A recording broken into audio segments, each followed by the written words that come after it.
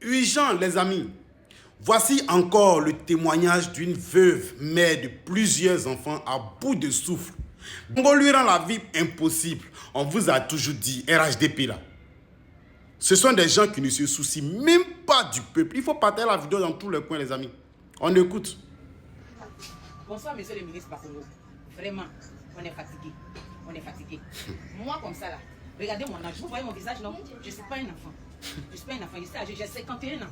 J'ai perdu mon mari depuis à l'âge de 35 ans. Je me débrouille avec mes enfants. Je vends dans la rue pour les nourrir. Je paye les écoles. Ben moi, je ne suis pas partie à l'école. Je souhaitais que mes enfants aillent à l'école. Comme monsieur le président a dit, tous les enfants à l'école. Tous les enfants à l'école. Encore, il n'y a rien gratuit. Rien n'est gratuit. Tout est payé. Tout est payé.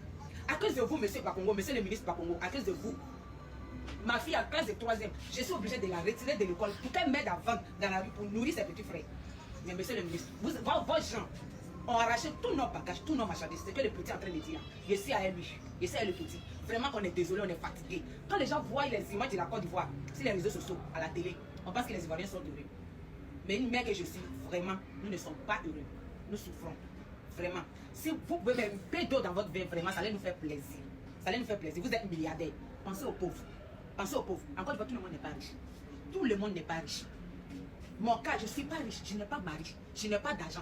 Mon petit marchandise allait là, mon fonds de commerce, c'est combien? 10 000 francs. Quand les enfants sortent, je sors, on se bat. Même si on gagne 500, on vient faire l'Afrique. Il y a une tournée, tu connais l'Afrique.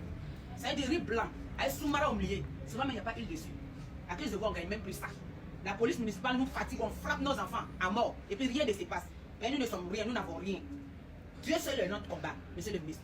On vous demande pardon. Laissez-nous vivre. On a faim. Vraiment, on a faim. On est fatigué. On a faim. Et c'est une femme du ladé. Mais j'ai faim. J'ai du mal à nourrir mes enfants. Je ne peux pas les tuer. Je ne peux pas les jeter. Je suis en train de mourir de faim. C'est une mère qui vous parle comme ça. Une mère très fatiguée qui vous parle. Il n'y a pas une société où une vieille comme moi va aller travailler. Encore même s'il y avait des sociétés, tout est basé sur les relations. Si tu n'as pas un parent qui travaille dans la fonction publique, qui ne peut pas travailler, ton enfant ne peut pas travailler. Alors que vous avez dit que tous les enfants à l'école. À l'école comment?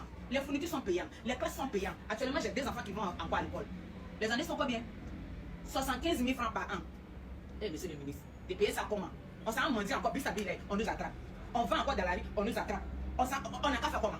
On n'a qu'à faire comment? On n'a qu'à se nourrir comment? Est-ce qu'il y a un point où les pauvres doivent aller prendre l'argent pour manger? Ou bien il y a un point où on partage le riz? Dites-nous pardon, monsieur le ministre, on veut savoir. On n'a qu'à vivre comment? On est fatigué. Pardon. Les amis, vous avez entendu.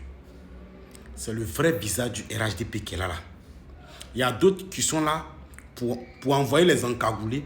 Il y a d'autres qui sont là pour mener la vie difficile au peuple en cassant les maisons, en détruisant les petites activités. Il faut partager cette information dans tous les coins. Il est temps de prendre conscience et de rejoindre le mouvement Trop c'est trop. Pour qu'ensemble nous puissions nous lever pour dire non à ce 4e mandat.